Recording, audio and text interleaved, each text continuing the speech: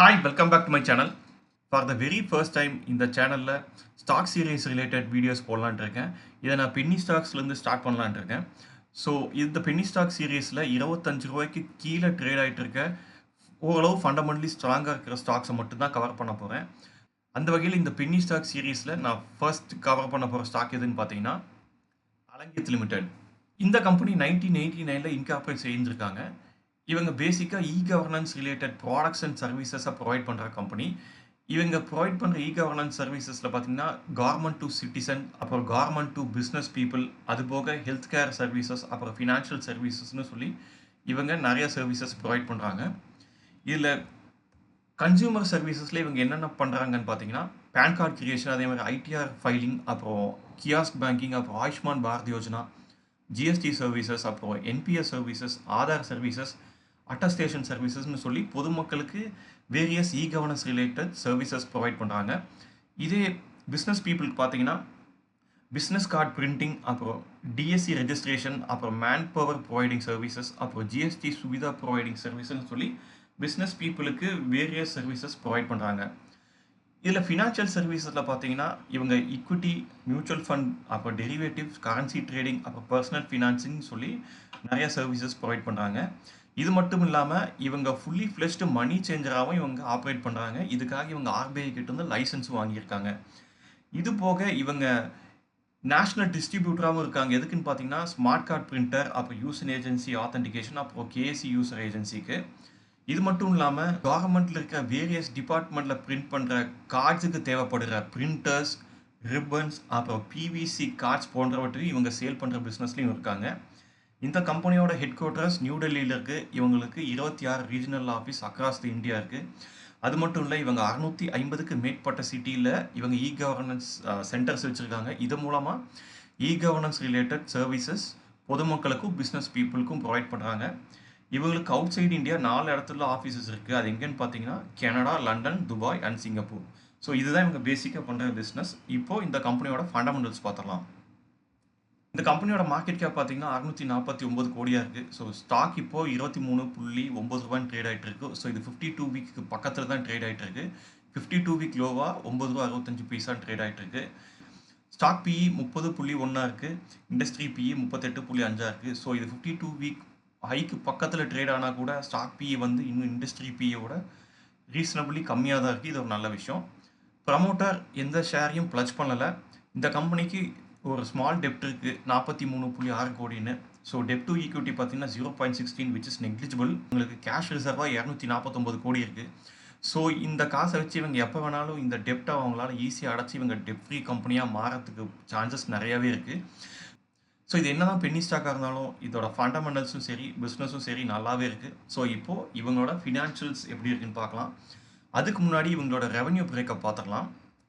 So இவங்க majority of the income எதுலேருந்து generate பண்ணுறாங்கன்னு பார்த்தீங்கன்னா இவங்க ஃபாரின் கரன்சி ட்ரேடிங்லேருந்து எடுக்கிறாங்க. கிட்டத்தட்ட 58% ஆஃப் ரெவன்யூ இதுலேருந்து எடுக்கிறாங்க. அதுக்கடுத்து கவர்னன்ஸ் ரிலேட்டட் சர்வீசஸ் ப்ரொவைட் பண்ணுறதுலேருந்து 26% ஜென்ரேட் பண்ணுறாங்க ரெவன்யூ. அதுக்கப்புறம் கவர்னன்ஸ் ரிலேட்டட் ப்ராடக்ட்ஸை சேல் பண்ணுறது மூலமாக 9% ரெவன்யூ ஜென்ரேட் பண்ணுறாங்க. அதுக்கடுத்து ஃபினான்ஷியல் சர்வீசஸ்லேருந்து 4% ரெவன்யூ ஜென்ரேட் பண்ணுறாங்க. ஸோ அது போக மற்ற பிஸ்னஸ்லேருந்து 3% ஆஃப் த ரெவன்யூ இவங்களுக்கு கிடைக்குது. இப்போ இவங்களோட ஃபினான்ஷியல் ரிசல்ட்ஸ் பார்த்தலாம். இப்போ நான் லாஸ்ட் 4 குவார்ட்டர்ஸோட ரிசல்ட்ஸ் எடுத்து வச்சுருக்கேன்.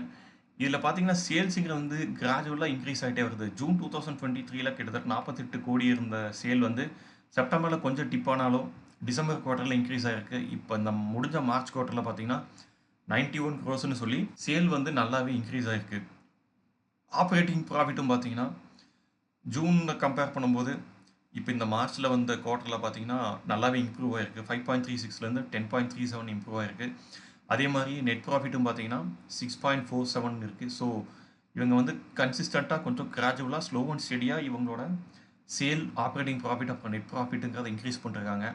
இதே ஆனுவல் ரிசல்ட்ஸ் பார்த்தோம்னா சேல் அதே மாதிரி தான் இருக்குது. மார்ச் 2021 115 crores அந்த சேல், அதுக்கப்புறம் 128 crores இன்க்ரீஸ் ஆகிருக்கு. 2023 312 சொல்லி எக்ஸ்போனன்ஷியலாக க்ரோ ஆகிருக்கு. இதுக்கப்புறம் மார்ச் 2024 ஸ்லைட் டிப் ஆனாலும் மார்ச் 2021 அண்ட் 22ஓட சேலை கம்பேர் பண்ணும்போது மார்ச் 2024ல சேல் நல்லாவே இருக்குது. ஸோ இதுவும் வந்து பாசிட்டிவான விஷயமா தான் பார்க்குறேன். ஸோ சேல்ஸ் வந்து இயர் ஆன் இயர் தொடர்ந்து வந்து இன்க்ரீஸ் தான் ஆகிட்டு இருக்கு.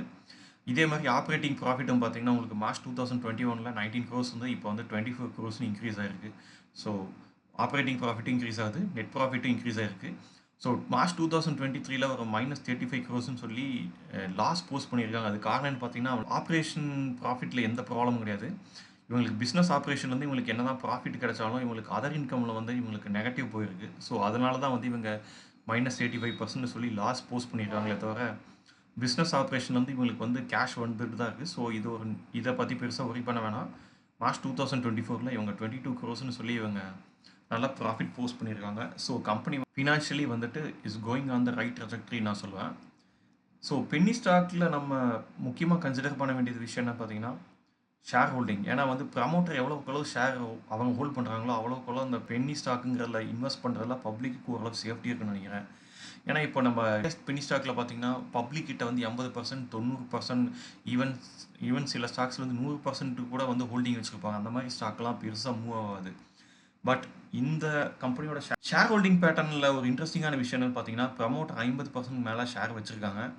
இதில் செப்டம்பர் குவார்ட்டர்லையும் டிசம்பர் குவார்ட்டர்லையும் ப்ரமோட்டர்கிட்ட இருக்கிற ஹோல்டிங் பர்சன்டேஜ் எவ்வளோ பார்த்தீங்கன்னா 52.03 இருக்குது. இதே மார்ச் 2024 குவார்ட்டர் எண்டிங்கில் 54.14 சொல்லி ப்ரமோட்டர் ஸ்டேக்கை இன்க்ரீஸ் பண்ணியிருக்காங்க. அதாவது 2.11% ஸ்டேக்கை இன்க்ரீஸ் பண்ணியிருக்காங்க ஒரே குவார்ட்டரில் ப்ரமோட்டர்ஸ். இப்போ ஜூன் குவார்ட்டர்லி ரிசல்ட் வராட்டி கூட share holding pattern already release பண்ணிட்டாங்க. இதில் 0.01% சொல்லி ஸ்டேக்கை இன்க்ரீஸ் பண்ணியிருக்காங்க. ஸோ ப்ரமோட்டர் பிஸ்னஸில் இன்ட்ரெஸ்ட் காட்டுறாங்க. ஏன்னா கம்பெனி இப்போ ப்ராஃபிட்டபுளாக நல்லா பண்ணுறதுனால ப்ரமோட்டர் ஸ்டேக்கை இன்க்ரீஸ் பண்ணுறாங்க. இது ஒரு நல்ல விஷயம். அடுத்து என்னன்னு பார்த்தீங்கன்னா எஃப்ஐஎஸும் இந்த கம்பெனியில் ஒரு குறைவான அளவில் ஸ்டாக்கை ஹோல்ட் பண்ணுறாங்க. செப்டம்பர் 2023ல் வெறும் 0.07% தான் ஸ்டேக் வச்சுருக்காங்க. இதே டிசம்பரில் பார்த்தீங்கன்னா இதை இன்க்ரீஸ் பண்ணியிருக்காங்க 0.86%க்கு. இதுக்கப்புறம் மார்ச்சில் கொஞ்சம் ப்ராஃபிட் புக் பண்ணிட்டு எகெயின் இப்போ ஜூன் குவார்ட்டரில் பார்த்தீங்கன்னா 0.16 சொல்லி இன்க்ரீஸ் பண்ணியிருக்காங்க. ஸோ எஃப்ஐஎஸும் இந்த கம்பெனியில் இன்வெஸ்ட் பண்ணுறாங்க. அதுவும் வந்துட்டு இப்போ ரீசன்ட் குவார்ட்டர்ஸில் அவங்க ஸ்டேக்கை இன்க்ரீஸ் பண்ணியிருக்காங்க. இது ஒரு நல்ல விஷயம். ஸோ டிஏஎஸ் இந்த ஸ்டாக்கில் பெரிய அளவில் இன்ட்ரெஸ்ட் காட்டுறதில்ல. பப்ளிக்கோட ஹோல்டிங் பர்சன்டேஜ் பார்த்தீங்கன்னா செப்டம்பர் 2023 குவார்ட்டரில் 47.89 இருந்தது. டிசம்பர் குவார்ட்டரில் 47.11 கம்மியாக இருக்குது. மார்ச் குவார்ட்டரில் 45.49 கம்மியாக இருக்குது. ஸோ ஜூனில் 45.24 சொல்லி கம்மியாக இருக்குது. ஸோ எப்பெல்லாம் பப்ளிக் ப்ராஃபிட் புக் பண்ணுறாங்களோ அப்போல்லாம் ப்ரமோட்டர்ஸும் எஃப்ஐஎஸும் இந்த கம்பெனியில் அவங்களோட ஸ்டேக்கை இன்க்ரீஸ் பண்ணுறாங்க. இது ஒரு நல்ல விஷயம். ஸோ இந்த 25 ரூபாய்க்கு குறைவாக ட்ரேட் ஆகிட்டு இருக்க இந்த கம்பெனியோட ஃபண்டமெண்டல்ஸ் என்னை பொறுத்த வரைக்கும் இது ஒரு நல்ல ஃபண்டமெண்டல்ஸாக இருக்குது. இவங்களோட பிஸ்னஸும் பார்த்தீங்கன்னா ஓரளவு நல்ல பிஸ்னஸாக இருக்குது. ஸோ அந்த காரணத்தினால தான் பென்னி ஸ்டாக் சீரீஸில் இந்த ஸ்டாக்கை நான் ஃபர்ஸ்ட்டாக கவர் பண்ணியிருக்கேன். ஸோ ஐ ஹோப் இந்த அனலைசிஸ் உங்களுக்கு யூஸ்ஃபுல்லாக இருக்கும்னு நினைக்கிறேன். இந்த வீடியோ பற்றி உங்களுடைய கருத்துக்களை மறக்காமல் கமெண்ட் செக்ஷனில் சொல்லுங்கள். மீண்டும் வேற ஒரு வீடியோவில் சந்திக்கலாம். அது வரைக்கும் பாய்.